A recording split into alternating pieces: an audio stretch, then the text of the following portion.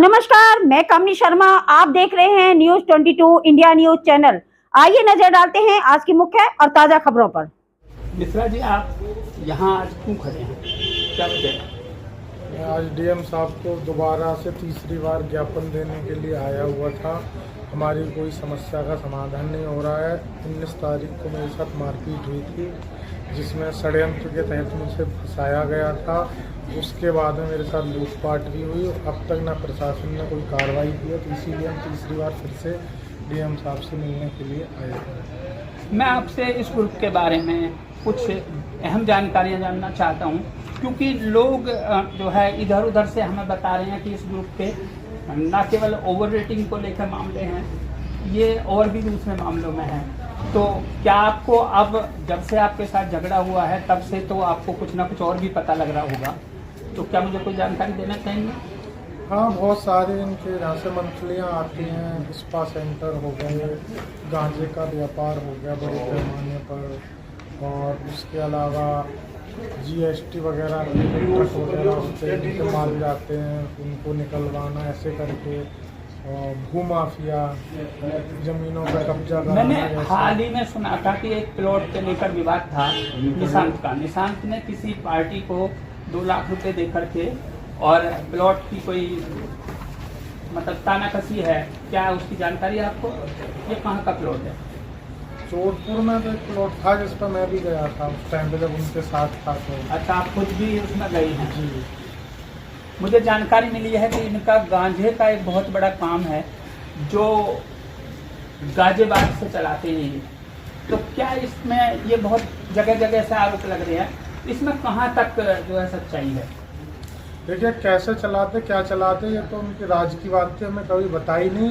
लेकिन रहते थे, सुनते थे, तो मुझे हाँ ये पता है कि गांजे का काम चलता है। लेकिन कैसे करते क्या करते इंटरनली मुझे जानकारी ज़्यादा गहराई से नहीं पता जी। और एक चीज़ आ रही है कि इनके खुद के भी कुछ स्पा सेंटर हैं। ये बात मुझे पत्रकार इधर इधर से मेरे कान में बता रहे हैं, लेकिन कोई भी सामने आके और खुल के नहीं बता रहा है।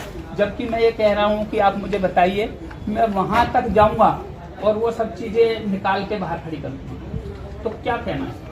हमें खुद के स्पा सेंटर की तो जानकारी नहीं है, लेकिन स्पा सेंटरों से मंथली आती है ये जानकारी है। उसमें कई लोग जो मीडिएटर हैं उनके थ्रू इनके पास मंथली आती है, ये मुझे श्योर जानकारी है। लेकिन खुद के इनके स्पा सेंटर है ये मुझे जानकारी नहीं है। खुद के स्पा सेंटर्स की नहीं पता है। ये बात भी बड़ी चर्चा में है।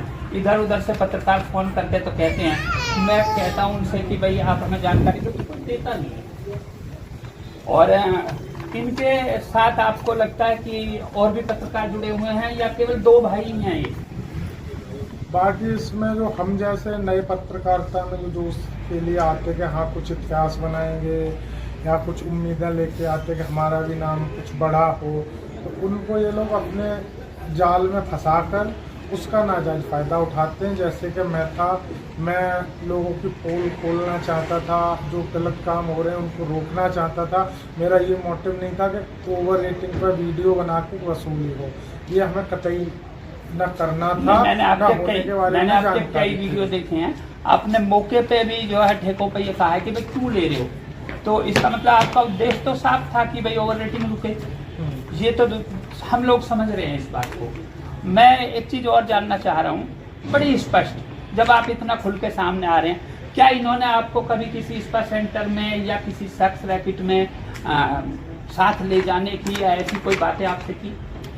स्पा सेंटर में साथ ले जाने की मतलब वीडियो वगैरह बनाने के लिए तो नहीं, लेकिन हाँ इसलिए ले जा रहे थे कि मतलब चलो मस्ती करके आते हैं। लेकिन मैंने उस बात को मारपीट से 3 दिन पहले ही इनकार किया था कि मैं बीवी बच्चे वाला हूँ, मेरी वाइफ को ऐसा कुछ पता चलेगा तो सही नहीं है, तो मैं नहीं जा सकता। मैंने तो ये कौन साहब आपको ले जा रहे थे, स्पष्ट नाम बताएं, क्योंकि यहाँ 2 नाम हमारे सामने हैं, एक अखबार के मालिक का और एक उसके छोटे भाई जो उसके संपादक हैं। कौन से वाले ले जा रहे थे आपको?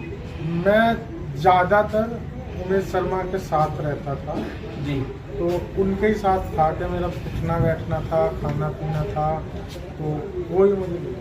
तो जो आपने बताया कि प्लॉट को लेकर के विवाद था, उसमें आप भी इनके साथ गए, तो उसमें कौन से भाई का था या दोनों ही थे? नहीं, उमेश शर्मा का ही था। उमेश का ही। नाम तो निशांत का भी है। अब वो भाई भाई हैं तो इतनी कुछ बातें होती हैं वो राजनीति के तौर पर बताई नहीं जाती, लेकिन मुझे ये पता था, मैं खुद गया था, उसकी भी दीवार है मैंने खुद गिराई थी जाके अपने हाथों से। हाँ, क्योंकि इसलिए कि मेरा बैठना उठना था तो लगेगा कि मतलब हमारा भाव प्रकट हो, तो मतलब वो मतलब आप इनको पूरे से समर्पित थे। लेकिन जब आपकी पिटाई हुई तो बोस ने जो है आपको सपोर्ट नहीं किया, उससे जो है आप नाराज होकर आपने हम लोगों के सामने सारी चीजें खोल दी, या कुछ और बात है? नहीं, बॉस के क्या, क्योंकि मैं जब स्टिंग ऑपरेशन के लिए भेजा था इन्होंने, तो आप टाइम देख सकते हो, सारे डिटेल हैं बैंक के जो ट्रांजैक्शन किए हैं, इनसे आउटगोइंग इनकमिंग हुई है नॉर्मल कॉल पे। इन्होंने भेजा था मेरे को, मैं जा रहा था कोई दूसरा खुलासा करने के लिए, बोले आज गाजियाबाद में इलेक्शन है तो आप ओवर रेटिंग नोएडा में चलेगी, आप चले जाओ। तो 122 117 दो जगह जाने के बाद में भी फिर बोले कि देसी के ठेके पे चले जाओ। मैं क्या करूँगा, पीनी खानी है नहीं देसी, हम तो बियर पीते हैं, इसीलिए 2 बियर के ठेके पे गए थे, उनके ट्रांजेक्शन है। तो मैं आज देख रहा हूँ कि आप अपनी बीवी के साथ जो है मुझे जानकारी मिल रही है कि आप जिला छोड़ के जा रहे हो।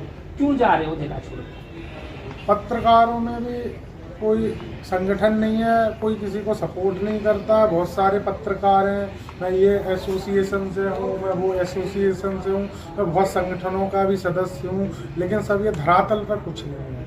जब ये पत्रकारों की गंदी राजनीति चलती है तो पत्रकार के साथ खड़े नहीं होते हैं, सबको मोहरा बड़ा चाहिए, जो गिरा हुआ होता है उसको कोई उठाने नहीं आता है। तुम्हारे सुनकर मेरा भी दिल भर रहा है। मैं ये कहना चाह रहा हूँ कि मेरा भी घर है देवला, आप देवला रह सकते हैं मेरे घर, या आपको मुझ पर भी भरोसा नहीं हो रहा?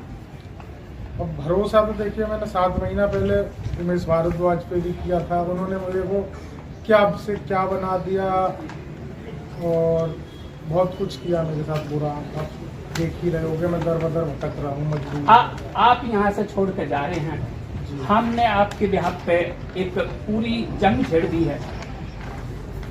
मैं इस जंग को तो पूरा लड़ूंगा, लेकिन मुझे आपके जाने का दुख हो रहा है कि आप जा रहे हैं। आपने पति पत्नी ने एक चीज का खुलासा किया, पूरा मीडिया जगत जो है जिससे हिल रहा है, आपने पत्रकारों के पूरे से खुलासे खोल दिए।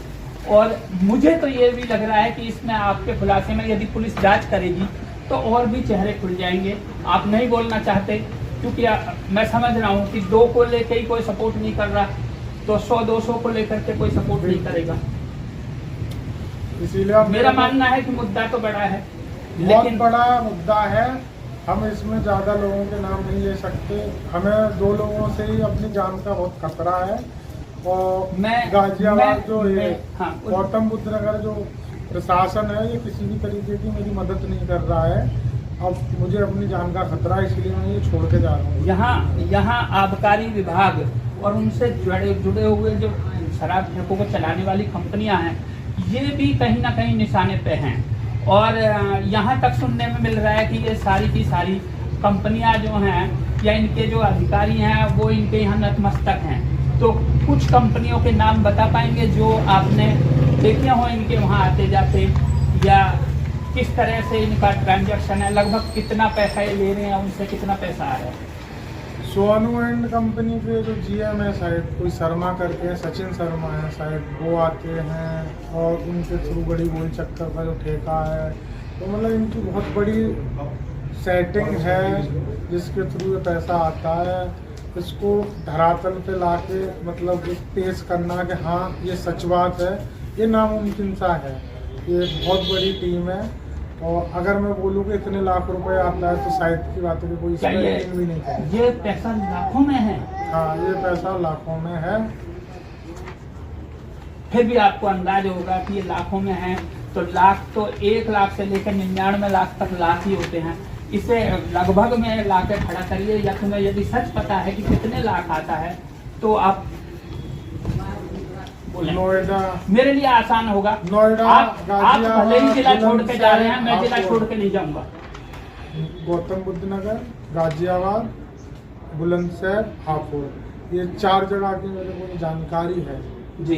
यहाँ से इनका मंथली दारू से ही आता है।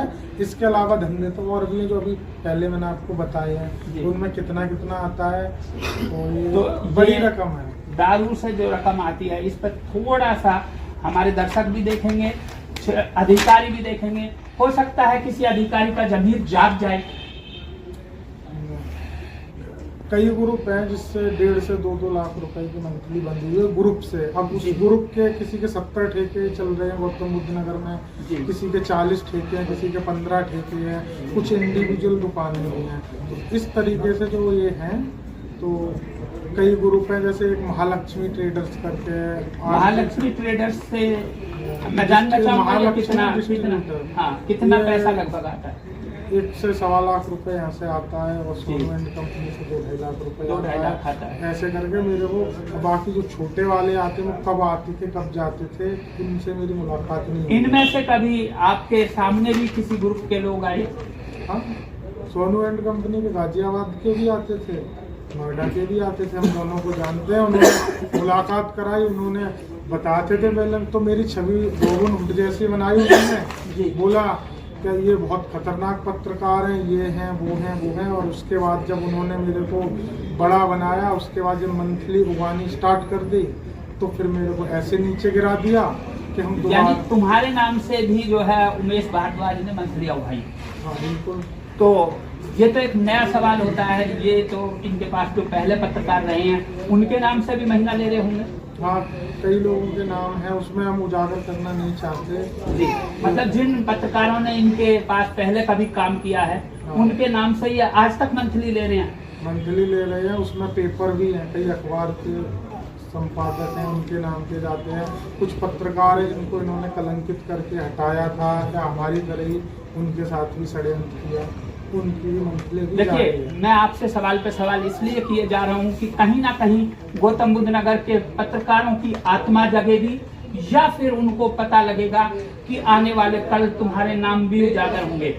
क्योंकि मुझे कल एक कॉल आई, उन्होंने कहा कि अभी तो आप चोर को देख रहे हो, चोर की माँ पे नजर नहीं है। अब मैं उस चोर की माँ को तलाश कर रहा हूँ। चोर तो पीछे तो उमेश को तो चोर बता दिया, चोर की माँ भी है कोई। अब शायद आपको पता हो कि चोर की माँ कौन है, या हम तो लगे ही रहेंगे, पता लगाएंगे। मैं एक सवाल और करना चाह रहा हूँ कि आपको विश्वास नहीं हो रहा है कि संजय भाटी एंड कंपनी कह रहे हैं जैसे ये, जिसमें एक मेरे साथ राजा मौर्य है, एक मधु मैडम है, 2 या 3 लोग हैं हम, क्या हम इनकी किल्ली उखाड़ पाएंगे या नहीं लग रहा है कि नहीं उखाड़ पाएंगे? देखो, सच्चाई की जीत तो होती है लेकिन सत्य डिगमिगा तो जाता ही है। अब इनका मान लो बड़ा ग्रुप है, तो आपको टाइम लग सकता है, आप लोकल पे हो तो हो सकता है आप सर्वाइव भी कर जाए, उनसे लड़ भी जाए। जब मैं बाहर से आया हुआ हूँ तो मैं ना तो लड़ सकता हूँ और ना सर्वाइव कर सकता हूँ, क्योंकि मेरी जान को खतरा है। इसलिए मैं सोचता हूँ कि वापस अपने घर चलूँ। मैं आपको नहीं रोक पा रहा हूँ, नहीं विश्वास कर रहे हैं, लेकिन यदि आपको लगे कि मैं इस लड़ाई को सही से लड़ पा रहा हूँ तो मेरी फोन उठाना और एक दिन इस किले में आना और इनको मेरे साथ मिलकर बेनकाब कराना। मुझे बार बार दुख होता है कि जब मैं किसी लड़ाई को लड़ता हूँ तो उसमें जिनके माध्यम से मैं लड़ता हूँ वही लोग निकल के चले जाते हैं। बेटा, मैं आपसे पूछना चाहूंगा कि तुम क्यों जा रहे हो जिले को छोड़ के? मैं तो खड़ा था आपके साथ। हमारी जान मान को खतरा है, इस वजह से हम निकला। आपको ये इतने खतरनाक लग रहे हैं? जी। गजब की बात है। पूरे जिले की मीडिया इस मुद्दे को दबा रही है, क्योंकि इसमें मैं इस तह में पहुंच रहा हूं, इसमें एक संपादक नहीं, इसमें दर्जनों संपादक जुड़े हुए हैं, सैकड़ों पत्रकार जुड़े हुए हैं। सब जगह शिकायत की गई है, मेरे भी सामने है, कहीं कोई खुलासे करने को तैयार नहीं है। तो कुछ लास्ट कहना चाहेंगे? बस यही मेरी भी इच्छा है कि सुनवाई हो, हमारे लोगों के साथ में जो भी घटित हुआ है वो नहीं होना चाहिए, हुआ है तो उसके लिए सुनवाई होनी चाहिए। सीएम योगी आदित्यनाथ जी के पास भी ये खबर पहुंचनी चाहिए। मैं अंत में ये कहना चाहूंगा, यदि यहाँ पुलिस और प्रशासन इस मामले को नहीं सुनेगा तो हम इसे न्यायालय में लाकर खड़ा करेंगे। लेकिन मुझे न्यायालय में इस मामले को खड़ा करने के लिए आप पति पत्नी की हमेशा जरूरत होगी, तो क्या आप आएंगे? जी, जब भी आप बुलाओगे तुम जरूर आएंगे। जी आप आ जाएंगे। जी। इसी के साथ मैं आज मेरी कैमरामैन का काम राजा मौर्य निभा रहा है, जो लंबे समय से सामने आने को तैयार नहीं है, क्योंकि इसी गैंग से वो भी पीड़ित रहा है। हम खुलासे करते रहेंगे और मैं दोनों बच्चों से कहूंगा मेरा विश्वास करें। मैंने इस जिले में बहुत मुहिम खोली है, बहुत चीजें खोली हैं, छोटा नेटवर्क है। और मैं आपको बता दूं, मेरे परिवार में सारे लोग वकालत के व्यवसाय में, और वकालत के व्यवसाय में होने की वजह से मैं विश्वास दिलाता हूं कि आपको कहीं भी न्याय नहीं मिलेगा तो न्यायालय में मिलेगा। हम आपकी मुहिम को हाई कोर्ट से लेकर सुप्रीम कोर्ट तक भी लेकर जाएंगे, बस आपका साथ चाहिए। जी, आपको जब भी हमारी जरूरत पड़ेगी आप फोन करिएगा, हम आएंगे। हम चाहते हैं कि आप, कोई नहीं साथ दे रहा है, आप दे रहे हो तो आप इसे अंत तक देना साथ, ताकि इन लोगों का जो सच है वो सामने आ सके और नए पत्रकारों की जिंदगी बर्बाद ना हो सके।